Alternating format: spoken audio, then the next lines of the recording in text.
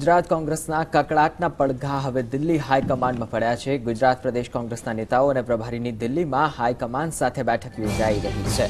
નારાજ નેતાઓની સાથે નારાજ નેતાઓની અને પ્રમુખ અમિત ચાવડા તથા વિપક્ષના નેતા પરેશ ધાનાણી પણ દિલ્હીમાં છે। નેતાઓની નારાજગી મુદ્દે અહેમદ પટેલ અને પ્રદેશ પ્રભારી રાજીવ સાતવ પ્રદેશના નેતાઓ સાથે બેઠક યોજી રહ્યા છે। ઉલ્લેખનીય છે કે જસદણ પેટા ચૂંટણીમાં કોંગ્રેસના પરાજય બાદ નારાજ થયેલા અર્જુન મોઢવાડિયા, દિનશા પટેલ સહિતના સિનિયર નેતાઓએ બેઠક યોજી ચર્ચા કરી હતી।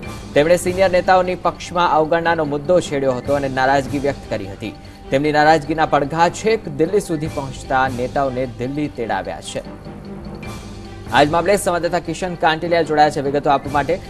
કિશન, જે રીતે કોંગ્રેસમાં કેટલાક નારાજ નેતાઓએ અગાઉ બેઠક કરી હતી અર્જુન મોઢવાડિયાના નિવાસસ્થાન પર અને હવે તેમને દિલ્હીનું તેડું આવ્યું છે, અહીંયા તેમણે કોની સાથે બેઠક કરી છે અને કયા કયા મુદ્દે ચર્ચા થવાની સંભાવના છે?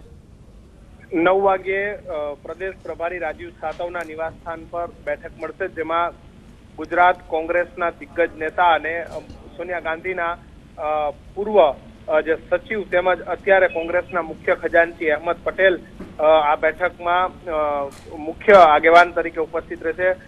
પરેશ ધાનાણી, અમિત ચાવડા, સિદ્ધાર્થ પટેલ, અર્જુન મોઢવાડિયા, સાગર રાયકા સહિતના જે નેતાઓ છે તેમને આ બેઠકમાં બોલાવવામાં આવ્યા છે। આ તમામ નેતાઓ જે નારાજ નેતાઓની ટીમ હતી તેમાં પણ જોવા મળ્યા હતા અને પહેલી વખત કહી શકાય કે આ તમામ નેતાઓને દિલ્હી બોલાવવામાં આવ્યા છે। અત્યાર સુધી આ તમામ નેતાઓની અવગણના થતી હતી, જોકે અહીં તેઓએ બેઠક કરી ત્યારબાદ તમામ નેતાઓને દિલ્હી બોલાવવામાં આવ્યા છે। સૌથી મહત્વપૂર્ણ વાત છે કે અલ્પેશ ઠાકોર, શૈલેષ પરમાર, હિંમતસિંહ પટેલની છે તે આ બેઠકમાંથી બાદબાકી કરવામાં આવી, તેઓને દિલ્હી બોલાવવામાં નથી આવ્યા। બાકીના નેતાઓ છે તેમને દિલ્હી બોલાવવામાં આવ્યા છે, એટલે એ પણ ખૂબ જ ચર્ચાનો વિષય છે। 9 વાગ્યે અહેમદ પટેલ છે તે આ બેઠકમાં મળશે, જોકે રાહુલ ગાંધી સાથે આ બેઠક થવાની નથી। જે પણ બેઠકનો જે સારાંશ છે તે અહેમદ પટેલ રાહુલ ગાંધીને ત્યારબાદ જણાવશે। 9 વાગ્યે બેઠક છે તે પ્રભારી રાજીવ સાતવના ઘરે મળશે અને જેમાં કોંગ્રેસના તમામ દિગ્ગજ નેતાઓ ઉપસ્થિત હશે।